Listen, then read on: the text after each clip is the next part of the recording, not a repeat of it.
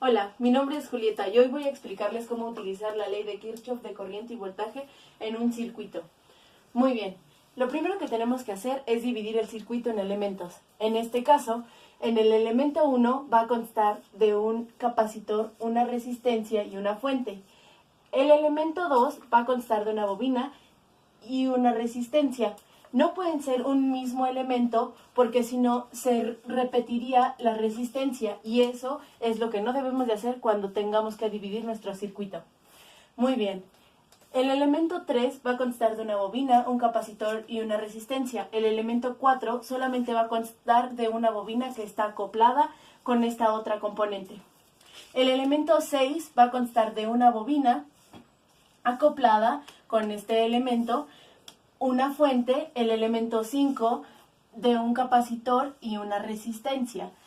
Al elemento 6 también se le une esta resistencia, como mencioné anteriormente, si no se repetirían y ya no podría realizarse la separación de los elementos. Contemplando eso, tendríamos que el número de elementos es 6. El número de nodos sería 5. El nodo que conecta a 1 con 2 y 3, al que conecta 3 con 4 y 5, el que conecta 1, 3 y 4, 5 y 6, y 5 y 6 de la otra terminal. De estos dos nodos tenemos que escoger dos tierras.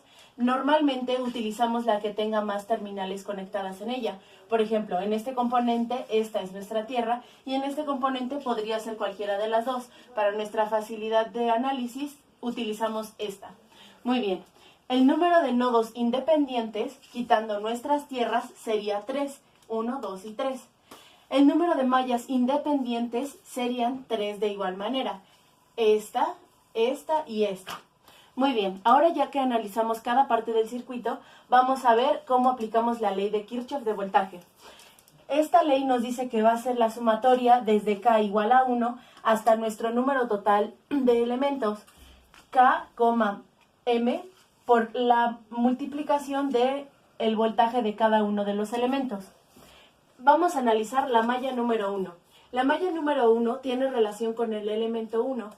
Estos van hacia el mismo sentido, por lo tanto serán positivos. Y tiene relación con la malla número 2. Como pueden ver, van exactamente hacia el mismo sentido, entonces van a ser positivos. Y tenemos nuestra igualación a 0. En la malla número 3 tenemos nuestro voltaje 3, que va en la misma dirección que la malla, nuestro voltaje 4 en la misma dirección que la malla, y nuestro voltaje 2, que van en direcciones opuestas. Por lo tanto, V2 sería negativo. En la malla número 3, por último, tenemos nuestro sentido de la malla y ambos componentes van en la misma dirección, por lo tanto serían positivos. Ahora, en la ley de Kirchhoff de corriente va a ser algo muy similar, es la sumatoria de K igual a 1 hasta el número total de elementos de K, M por la intensidad de cada uno de los elementos, tomando como los elementos los nodos 1, 2 hasta el número de nodos independientes. En el nodo 1, que es este, vamos a tener una corriente del elemento 1. Como la corriente entra, entonces será negativa. En el caso del componente 2, la corriente va a salir, por lo tanto es positiva, al igual que en la componente 3. En el nodo número 2, la corriente del elemento 3 va a entrar, por lo tanto va a ser negativo, y la corriente del número 4 va a ser positiva, porque sale. Lo mismo hacemos el análisis con este.